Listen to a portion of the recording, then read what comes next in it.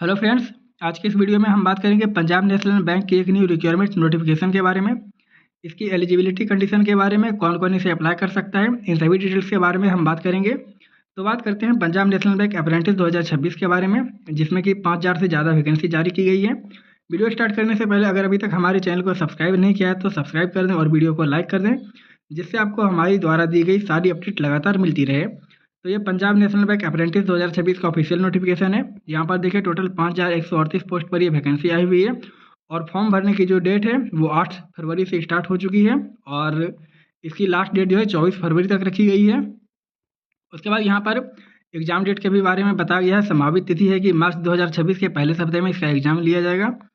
उसके बाद आपकी जो सारी एज या फिर आपकी जो पात्रता मानदंड है, एजुकेशनल है, ये सारी चीज़ की जो गिनती है आपके 1 जनवरी 2026 से यहाँ पर गिनती की जाएगी। उसके बाद एज लिमिट के बारे में बात कर लेते हैं। इसके लिए मिनिमम एज 20 साल और मैक्सिमम 28 साल तक रखी गई है।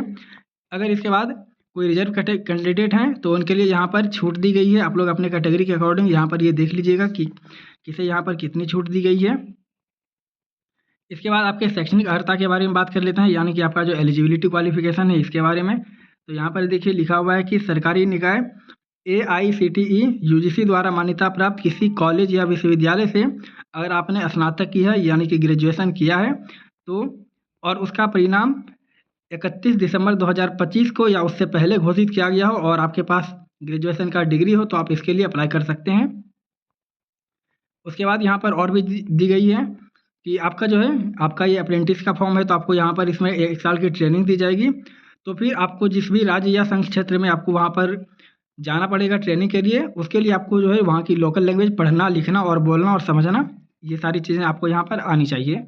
यहाँ पर देखिए ट्रेनिंग के बारे में लिखा हुआ है कि यहाँ पर 12 माह यानी कि 1 साल की आपकी ट्रेनिंग होगी और ट्रेनिंग में जो है 2 सप्ताह का आधारभूत प्रशिक्षण 50 सप्ताह का और 50 सप्ताह का जो है ऑन द जॉब प्रशिक्षण इसमें शामिल किया जाएगा।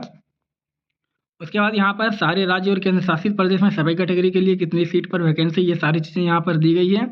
आप जिस भी कैटेगरी से और जिस भी स्टेट से आप बिलोंग करते हैं वो आप अपने अकॉर्डिंग यहाँ पर देख लीजिएगा। यहाँ पर सारी चीज़ें लिखी गई है। उसके बाद देखते हैं और यहाँ पर देखिए अगर कोई दिव्यांग कैंडिडेट हैं तो इनके बारे में यहाँ पर लिखा हुआ है कि इनके लिए क्या इंस्ट्रक्शन है। ये सारी चीज़ें आप यहाँ पर अपने से देख लीजिएगा, इनके लिए क्या क्या यहाँ पर जो है दी गई है। उसके बाद जो और भी चीज़ें हैं यहाँ पर देखिए जो EWS कैंडिडेट है उनके लिए यहाँ पर इंस्ट्रक्शन दिया गया है कि आपको कैसे इसका सर्टिफिकेट बनवाना है और सर्टिफिकेट बनवाने के लिए आपकी क्या एलिजिबिलिटी होनी चाहिए, इसे आप यहाँ पर देख लीजिएगा। यहाँ सभी कैटेगरी के लिए यहाँ पर दी गई है। उसके बाद बात कर लेते हैं इसकी सैलरी के बारे में। ये आपका अप्रेंटिस 1 साल का ट्रेनिंग है, तो इसमें आपको जो है अगर आप ग्रामीण, शहरी या अर्ध शहरी क्षेत्र से हैं तो आपको जो है वेतन 12,300 रुपये प्रति माह मिलेंगे। और आप अगर कोई महानगर यानी कि मेट्रो सिटी से बिलोंग करते हो तो आपको यहाँ पर जो है मंथली सैलरी आपकी 15,000 होने वाली है। इसके अलावा यहाँ पर आपको कोई भी लाभ नहीं मिलेगा, यहाँ पर साफ साफ लिखा गया है केवल आपको इतनी ही सैलरी मिलेगी और आपका ये 1 साल का ट्रेनिंग होने वाला है। उसके बाद और भी चीज़ें देख लेते हैं यहाँ पर। इसके बाद यहाँ पर बात करते हैं कि इसको कैसे अप्लाई करना है। तो अप्लाई करने के लिए आपको इसके ऑफिशियल साइट पर जाना है। उसके बाद आप यहाँ पर इसके लिए अप्लाई कर सकते हैं। और अप्लाई करने से पहले जो है आपको यहाँ पर एक रजिस्ट्रेशन करना पड़ता है, तो वो भी आपको यहाँ पहले रजिस्ट्रेशन कर लेना है, उसके बाद आप इसके लिए अप्लाई कर पाएंगे। उसके बाद यहाँ पर कौन कौन से डॉक्यूमेंट लेंगे अप्लाई करने के लिए और किस डॉक्यूमेंट की कितनी साइज़ होनी चाहिए, यहाँ पर ये सारा चीज़ लिखा हुआ है। और आपको ये चीज़ ध्यान में देना है कि आधार कार्ड का जो है आपका फ्रंट साइड और बैक साइड दोनों को यहाँ पर अपलोड करना होगा और 1 MB से कम में अपलोड करना होगा। ये सभी डॉक्यूमेंट के बारे में लिखा हुआ है कि कितनी KB में जो है आपका यहाँ पर डॉक्यूमेंट होना चाहिए। और यहाँ पर देख लीजिए आपका जो NAPS पोर्टल है, आपको यहाँ पर पहले रजिस्ट्रेशन करना होगा, उसके बाद ही आप इसके लिए फॉर्म भर सकते हैं। ठीक है, और भी सारी चीज़ें देख लेते हैं। यहाँ पर बात कर लेते हैं एप्लीकेशन फ़ी के बारे में। तो जो भी यहाँ पर जनरल, OBC और EWS कैंडिडेट के मेल कैंडिडेट होंगे उनके लिए जो है आवेदन शुल्क 100 रुपये लग रहे हैं। उसके बाद फिर आपको एग्ज़ाम शुल्क 100 रुपये देने होंगे। टोटल आपका 944 रुपये GST के साथ आपको यहाँ पर देना होगा। उसके बाद और भी सभी कैटेगरी के स्टूडेंट के लिए यहाँ पर दिया गया है कि किसके लिए कितनी फीस लगेगी, तो आप अपने अकॉर्डिंग के हिसाब से यहाँ पर देख लीजिएगा। उसके बाद बात करते हैं सिलेक्शन प्रोसेस के बारे में। तो सिलेक्शन प्रोसेस के बारे में सबसे पहले आपका जो है ऑनलाइन एग्ज़ाम लिया जाएगा, उसके बाद डॉक्यूमेंट वेरिफिकेशन होगा, उसके बाद जो आपकी स्थानीय भाषा की परीक्षा होगी कि आप जिस भी स्टेट या फिर UT में आप ट्रेनिंग के लिए जाएंगे, वहाँ की आपको जो है लोकल भाषा जो है समझना और बोलना और लिखना आना चाहिए। उसके बाद लास्ट में आपका जो है आपका मेडिकल टेस्ट लिया जाएगा। उसके बाद बात कर लेते हैं एग्ज़ाम पैटर्न और सिलेबस के बारे में। तो आपका जो एग्ज़ाम है टोटल 100 मार्क्स का होने वाला है और आपके उसमें 100 क्वेश्चन ही देखने को मिलेंगे। आपको इसमें 60 मिनट यानी कि 1 घंटे का टाइम मिलेगा और आपका जो क्वेश्चन पेपर है वो हिंदी इंग्लिश दोनों में रहेगा। इसमें जो है सामान्य जागरूकता जिससे कि आप जीके कहते हैं, इसमें आपका 25 क्वेश्चन होगा। उसके बाद इंग्लिश से आपका 25 क्वेश्चन होगा।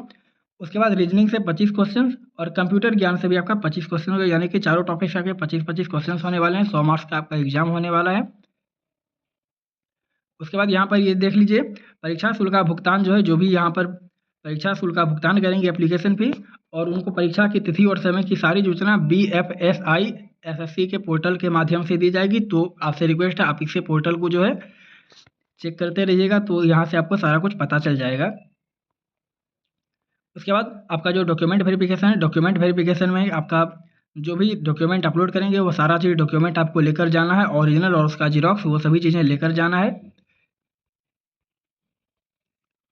उसके बाद यहाँ पर देखिए आपका जो लोकल लैंग्वेज का एग्ज़ाम होगा, यहाँ पर इसमें दिया गया है कि किस अगर आप जैसे कि आप अंडमान निकोबार में जाते हैं तो आपको वहाँ पर अंग्रेजी और हिंदी बोलनी आनी चाहिए और समझनी आनी चाहिए।